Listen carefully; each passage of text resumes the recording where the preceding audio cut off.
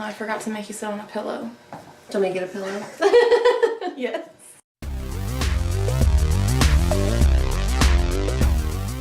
Hey everyone, it's Sue. And Megan in the restricted section. And today we're talking about the book The Road by Cormac McCarthy. And we're drinking Three Blind Mice from Mother's Brewing Company. And it is not your mother's brown ale. Yes. The Road is a post-apocalyptic novel about a father and son who are traveling across the United States trying to make it to the coast. And they're walking along this road in nuclear winter, basically. Yes. And it is completely devastated. And they kind of have no reason to hope that the coast will be any better, but for some reason they feel like maybe it will be. So it's just about their kind of quest for survival on their way to the coast. Yes. And this book took a little piece of my soul. It's and pretty it sad. Squeezed it tight in its fist until it turned to dust. I think it's safe to say that this book kind of takes a shit on all of your hopes and dreams. A little. But that being said, it's beautiful. It's beautifully written. It's a beautiful book. But damn. But goddamn. But damn. So sad. It's not as sad as everyone told me it was going to be, because I was going to read it and people were like, don't read that book, it's really sad. It's just a really big bummer, you don't want to read it. And so I was like, okay, so maybe because I went into it with that expectation, I was like, okay, well, this isn't nearly as bad. Well, it wasn't even though, for me, like, it wasn't that it was sad, it was just so hopeless. It was. And just crushing. It was bleak. It was super bleak. But, yeah, like I said, it is beautifully written. Very beautifully written. And I loved so much about the writing. As you can see, I marked many places that I enjoyed. But one of the things that I liked the best was how he slowly revealed the desolation instead of just coming out and saying, you know, this is what happened and this is what the earth was like now. It was slowly revealed to you throughout the book. Well, and it went back through in like flashbacks and talked about when it happened, the man and his wife, you know, what they were doing, and then he actually, the man birthed, like, was there when his wife gave birth to their son, and it was after all of this. Right, so his son knows nothing else. And that was a passage that I really liked where he says, he says, he turned and looked at the boy, and maybe he understood for the first time that to the boy he was himself an alien, a being from a planet that no longer existed. Because, his son didn't know anything other than this, you know, completely desolate earth. Right. So all the things that he knew, the father knew before that, were foreign to the son. Which I kind of think throughout the book, like, the father is focused so much on their survival and on protecting the boy, whereas the boy is definitely more compassionate and loving toward other people, which I think was really interesting to me because the boy was born in this desolate, like, kind of kill or be killed wasteland of an earth. He didn't know what it was like before then, so he didn't know that compassion was kind of weakness now. He didn't know that. And he had never lived in a world that was more gentle than the one that he was born in, you know, like. So to me, it was even more fascinating that the boy was so compassionate and so, like, tender-hearted. Yeah. You know? I really loved the author's descriptions in the book. One of my favorites was when he described, they come across a man at one point, and this also is an example of how he slowly reveals the conditions. He says, he came forward holding his belt by one hand. The holes in it marked the progress of his emaciation, and the leather at one side had a lacquered look to it where he was used to stropping the blade of his knife.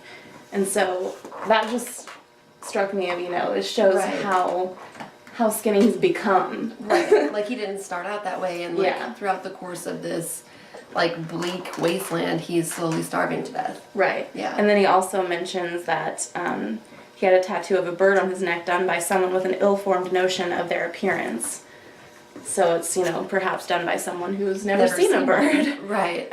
Right. You know, or maybe has forgotten what they look like. Yeah.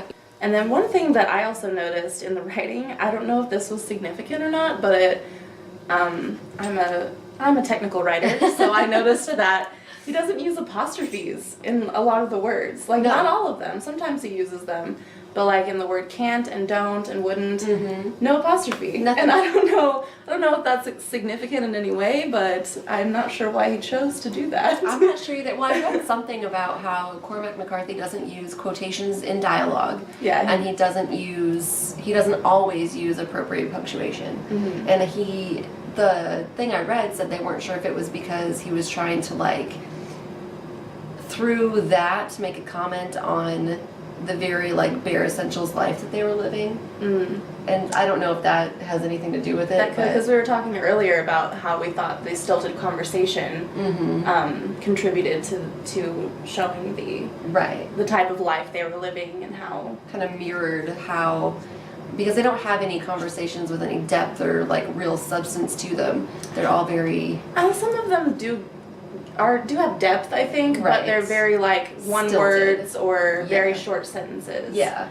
So, because they do get into, I guess, a couple of in-depth conversations, but... Yeah, or like, sometimes they say things that are just heartbreaking. Yeah. And we were talking earlier, there's this... It flashes back and it tells you what happens to the mother. And she's talking about how in this world you can't just survive for yourself. And if you were alone, you'd be better off just manufacturing a ghost to kind of live for. And then she talks about how she longs for eternal nothingness and nothing more.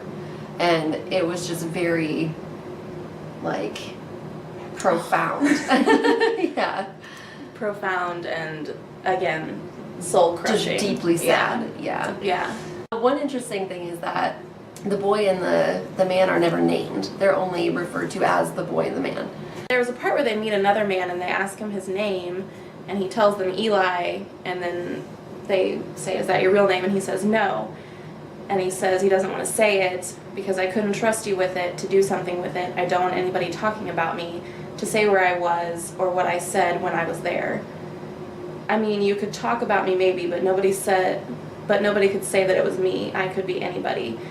So I thought that was sort of maybe explained why he didn't name the man and the boy either, because it doesn't matter, I guess. Right, yeah. In this world, it really doesn't matter. What do you need a name for? Yeah. I mean, the boy knows his father and the father knows his boy. So why do they need names to refer to each other? Yeah. And they don't want anyone else knowing them. Right. Because it's so dangerous, and it's not like they're going to have to, like, shuffle over to the DMV and, like, you know. And it's almost like you don't want to be remembered that way. Right. When you're just a shell. Yeah, you're just a shell of a human, basically just trying to survive, and that's your only goal, is to survive. Right. And my whole thing over the course of this book was, okay, they're surviving, but, like, to what end? Yeah. Because they both were so miserable that they both wanted to die, and yet for some reason kept living on. But if this is, in fact, nuclear winter, to what end? You know, Right. You can't grow any crops, all the animals are dead, people are eating each other, you know, there's nothing to hope for. Yeah. So I just thought that was interesting. It's like survival for survival's sake. The only thing that I was a little dissatisfied with in this book was perhaps the ending. I wasn't sure how I felt about the ending. I'm still not sure if I liked it or not. Yeah, because it didn't seem to fit. Not quite. Yeah. It was almost too happy. It was. Which is a weird thing to say, because it wasn't particularly happy. It was happier than the rest of the book. Right. It was kind of not what I was expecting to happen. Yeah, me either. But I guess maybe that's a good thing. Yeah, I mean, maybe. Yeah, it was surprising. Yeah, it's very surprising. Yeah, but all in all, I gave this book 4 out of 5 stars. Me too. Again, the only reason I didn't give it 5 stars was probably because of the ending. No, I give it. But it was very good. If you can handle the complete hopelessness. Yeah. It is extremely well written and a very beautiful book. It is a very beautiful book. Yeah. Okay, so let's talk about the beer we've been drinking. It is Three Blind Mice, Not Your Mother's Brown Ale, from Mother's Brewing Company, which is a local It's a Springfield brewing place. Yeah. I I enjoy this beer. I like brown ales, so it's pretty easy Yeah, drinking. brown ales are not my favorite. However, this is pretty good. And it's not 10% alcohol. It is not 10% alcohol It is by only volume. 5.5. So that's great. That's much more doable. But yeah, it's pretty good for a brown ale, is my opinion. Yeah, I like it, but I like brown ales. I'm always a little bit on the fence about Mother's because I feel like some of their beers have a metallic aftertaste, but I dig this one. It's pretty good. Today we also decided to try this, Not Your Father's, Not Your ginger Father's ale, ginger ale by Small Town Brewery, which is somewhere in Wisconsin. I believe. Wisconsin. Megan really loves ginger ale. I love ginger ale. So And I'm from Michigan where we have Verner's, which is the best ginger ale. So I was super excited when I saw this because I was like, okay, well, I really like beer slash booze, and I really like ginger ale. So, yay for me. This is awesome. but it's not that great. It's not that It great. tastes good when you first get it in your mouth. Tastes like ginger ale.